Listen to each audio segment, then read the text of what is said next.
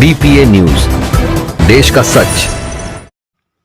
आज गणतंत्र दिवस के शुभ अवसर पर हर वर्ष की भांति इस वर्ष भी रामनवल कुशवाहा एडवोकेट के नेतृत्व में झंडारोहण का कार्यक्रम आयोजित किया गया। कार्यक्रम में मुख्य अतिथियों व क्षेत्रीय लोगों ने मिलकर झंडारोहण कर राष्ट्रगान गाया। तत्पश्चात मिष्टान वितरण किया गया। आए हुए अतिथियों ने अपने विचार व्यक्त किए। इस अवसर पर रामनवल कुशवाहा कोषाध्यक्ष, कानपुर बार एसोसिएशन और people's union for civil liberty महासचिव के द्वारा अपने विचार व्यक्त करते हुए बताया कि बेरोजगारी शिक्षा चरम पर है, उसके बारे में सभी को जानकारी दी। कार्यक्रम में मुख्य रूप से प्रवीण श्रीवास्तव, अजय प्रजापति, संदीप गौतम, राजेश सैनी, विजय बहादुर श्रीवास्तव, डॉक्टर अर्पित संतोष, सविता, रानू प्रजापति समस्त क्षेत्रगण उपस्थित रहे। आइए देखिए ये खास रिपोर्ट कानपुर से।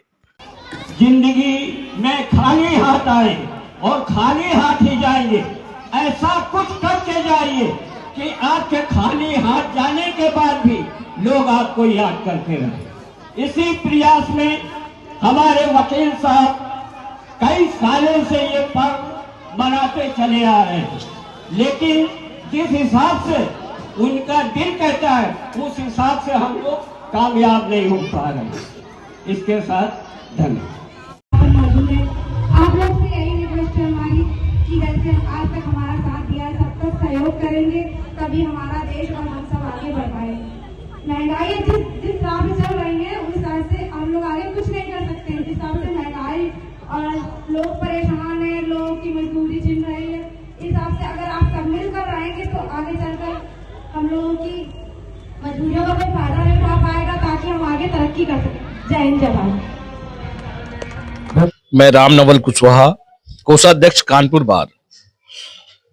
आज हमने प्रत्येक वर्ष की भांति इस वर्ष भी गणतंत्र दिवस के अवसर पर ध्वजारोहण का कार्यक्रम आयोजित किया, जिसमें हजारों की संख्या में क्षेत्रवासी उपस्थित रहे और ऐसे लोग उपस्थित रहे जिनकी भूमिका समाज में रहती है। चल के आया कि आज हमारा देश मंथन करने पे देश कहां जा रहा है। कुछ लोगों ने अपने वक्तव्य जो रखे,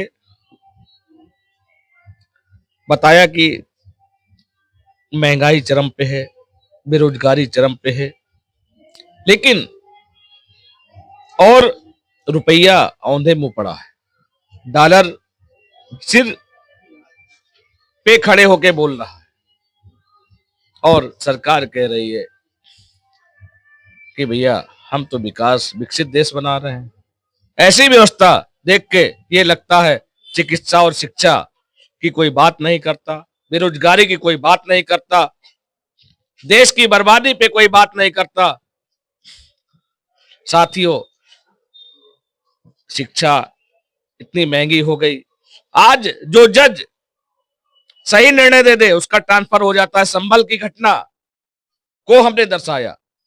संभल में सुधांशु चौधरी को 7वीं बार ट्रांसफर किया, लेकिन अगर वास्तव में जज महोदय मजबूत, उनका इरादा मजबूत है तो इरादे किसी के बदले नहीं जा सकते, क्षेत्र बदला जा सकता है। हमने ये संदेश दिया। मैंने बार एसोसिएशन पे भी ये बात रखी जिला जज के सामने कि क्या न्यायपालिका राज्य सरकार के अधीन हो गई है?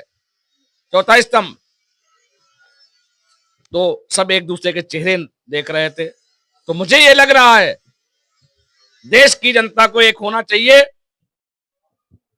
और अगर देश की जनता जागी नहीं तो हर व्यक्ति बांग्लादेशी और हिंदू नाम पे तमाम इकट्ठे करके उनको गुमराह करके वोट लेने की राजनीति हो रही है, उनके साथ छलावा हो रहा है।